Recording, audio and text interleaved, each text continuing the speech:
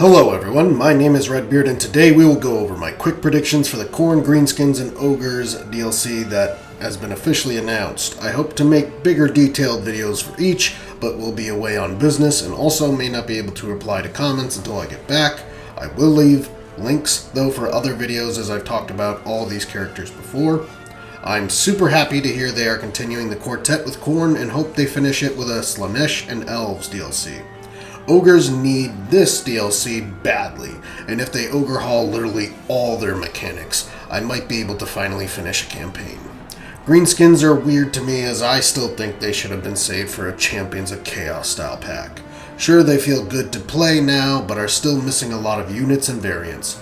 Now, I think with this DLC we'll get an Orc focus, and then maybe closer to the end times we need a Forest Goblin DLC, and at some point, one FLC Lord. Gorbad Ironclaw should be the DLC Lord now. He himself is known to have the greatest Waaagh of all time, and to be the most brilliant military strategist of any Orc to have ever existed. Gorbad rides a monstrous flatulent warboar. He can crunch iron in one hand, in the infamous iron-clawed gauntlet, and in the other hand he swings his axe on a chain similar to Doomseekers. The Biggins from the Ironclaw tribe were essentially built different. For Ironclaw Biggins, I could see a full Mistwalker elite-style subrace. For examples, Biggin champions would be a 12 to 32 entity unit of very elite infantry. It would be nice to have a monstrous cavalry-sized boar boys. Gorbad uses his River Raiders, which are orcs who shoot their Deka with ambushing tactics. Wyvern Riders would be a Knights of Tor Gabal style legendary unit with limited recruitment. Perhaps as his own personal champion, I think Gorbad would see a lot of potential in Snitgit. The Black Gobbo is a tinkerer and invented the Special Destroyer, which is a war machine. Think of a bargain bin version of an Iron Demon, armed with swinging heavy scrap wrecking balls and a rock lobber for some artillery. Perhaps Gorbad has a mechanic where he unlocks these units through destroying factions and conquering more land. More importantly, I hope he has a battle harmony mechanic like Yhetee, but for goblins and orcs, maybe known as Gork and Mork. For the actual DLC units, we are missing our special squigs. Foremost is the Colossal Squig. True to its name, it is monstrous, but fast like a brood horror. Infantry characters beware, and blobs too. When it dies, it fungally explodes like a bloated corpse. Squig Gobbas are next as a mobile, monstrous artillery. They spit out exploding super squigs. Think of how the ancient salamander for the lizardmen works. The least likely are the mangler squigs due to how they would be animated. If they are added though, they will be a nightmare for infantry. Greenskins are missing tons of infantry variants, but what is most needed for this DLC is stickas, aka spears. Having some anti-large variants with charged defense would fill a role the roster does not currently have. Following that, Big Stabbers would essentially be a Savage Orc weapons team. Think a bargain bin version of Skaven Warp Grinders. Then, finally, if we were to ever get the Big Gork, this would be the time. The miniature stood twice the height of a giant and would be heavily armored and great for destroying walls, gates, and of course blobs of infantry. We're missing a lot of generic characters for the Greenskins, but I think it is most important that we get a Savage Orc Great Shaman so we can finally get that Laura Big Waaagh, generic Lord, then the Savage Orc Big Boss Hero. Both would come with boar and possibly wyvern mounts. For the legendary hero, I think they might go for Borgut Facebeater, even though he's more of a Grimgore's personal champion. A black orc with dual weapons, he is good for armored anti-infantry. He may come with boar or boar chariot mounts. Alternatively, I think Gatilla the Hunter, a Wolf Rider Archer, or Graka Gorax, a Savage Orc Boss, could work as well. If the FLC Lord is Greenskins, Gorfang Rotgut would be best. He was depicted in the Greenskins introduction trailer, so could make sense as the 100th Legendary Lord. He would have the Dungeons of Black Crag, which would be very similar to Altharion's prison mechanic. He fights with armor, sword, and shield, and would have all the orc mounts, boar, boar chariot, and wyvern. For the Ogre DLC Lord, it is close for me between Ghark Ironskin and Maneater. I think Gold would be perfect for the 100th Legendary Lord, so I'd say Ghark for DLC. I think he fits for Khorne DLC better anyways. Ghark is a heavily armored tyrant who, like Gorbad, brings a cavalry focus. He wields an iron gut sword in one hand and an iron fist in the other. When his Rhinox died, his Chaos Dwarf allies essentially built him a Rhinox-sized juggernaut. His mechanics could focus on selling slaves to the Dawizar in exchange for units like Hell Cannons and Dreadquake Mortars. Perhaps selling slaves gives you a currency to buy those units or upgrade units similar to Greenskins or Dragka. Or maybe he could even capture mountain beasts like Karth. Golg Maneater, as Lord 100, could be really special if he had a mechanic where when you defeat an army, you can convert your Maneater units like a variant based on that army's race, much like Tabletop.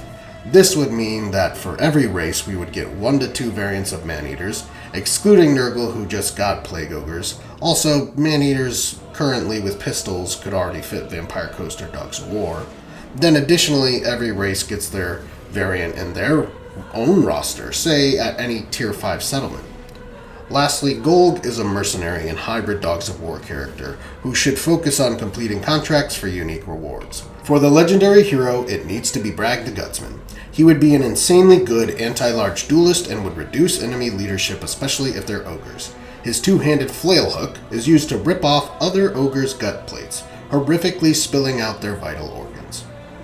Now, for the generic lord, you could do Gnoblar head honchos, but we probably will get a paymaster who wields a hand weapon and ogre pistol. He might reduce upkeep, increase post-battle loot, and have increased rewards for completing contracts.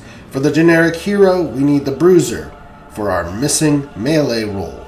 For the Bruiser and Tyrant, perhaps we could get Mournfang and Rhinox mounts. Oh, and give us Heavens and Death, the missing magic lores for casters. For units, we need our missing mountain beasts. Yetis could have stock or vanguard deployment, but will definitely have frostbite attacks. Thundertusks or sort of a reskin of Stonehorns, but they have frostbite attacks. Additionally, we'll have a blizzard aura, like the Frostheart Phoenix, that debuffs enemies. It may also have frost missiles or a breath attack. Blood Vultures would essentially be a reskin of Tomb King's Carrions. They are used by ogre hunters and would give ogres an air presence. As an honorable mention, Gnoblars used Fang Weasels, which would act like a swarm unit, think Nurglings but faster. Then we need more Gnoblars, of which there are a handful of potential missing units like Manbiters and Flingers. These seem the most likely, but both would be a tier above other Gnoblars we have now. Manbiters are well trained and use flails for armor piercing. Flingers use slings and would be like slower night runners for Skaven. Then we have missing giants. With the Ironskins' Chorf allies, we could get Chaos Siege Giants, who could work for Warriors of Chaos as well. Perhaps they would only be part of the Ironskin faction, though, for ogres. Besides breaking walls and gates, they are built to negate the pincushion weakness of other giants. The other option is the Bone Grinder Giant, but at twice the height of a regular giant, it would be the ultimate pincushion and would probably just end up being a goofy meme. For Khorne, it has to be Arbaal, the Undefeated. Like our other lords, he brings a killer cav focus. He rides the personal hound and wields the personal axe of Khorne. If he is ever defeated, he turns into a mighty chaos spawn. His mechanic would focus on hunting down legendary characters, and for each getting a unique reward.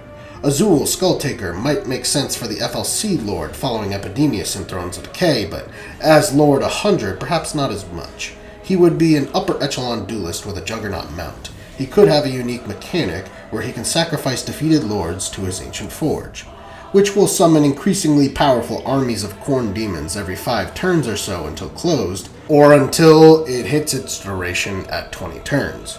Or perhaps he could have a mechanic where he has an Oxyodal teleport to show up anywhere to find worthy challengers. For generic lords and heroes, Khorne does not have sorcerers, so he could use a priest for a similar role, siphoning kills into buff auras or other spell-like abilities. Though perhaps a simpler path would be to add a Doom Bowl and Gore Bowl of Khorne. I think the Doom Bowl would be a bad choice when we already have Exalted Bloodthirsters. We don't have a monstrous hero though, so Gore Bowl could work well. Definitely a priest lord though, please. Then when we look at units, we are going to get Khorngors, Gore tier beastmen with a unique ability like Zongor and Pestigors have. The Slaughter Brute is essentially a kitbash of the Mutalith Vortex Beast. It is faster and far more adept in melee as long as your lord is alive. Essentially, it is an automaton controlled by the lord, so without the controller, it will rampage ineffectively. Blood Beasts are the single-entity raider version of the Chaos Spawns of Khorne. Since we didn't get the Tzeentch or Nurgle versions, though, I'm not so sure.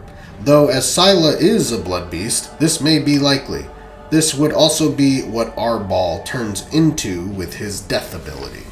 Scylla and Fingrim will be the legendary hero, as we will probably have Karanak by then, a greater Chaos Spawn, aka Blood Beast of Khorne.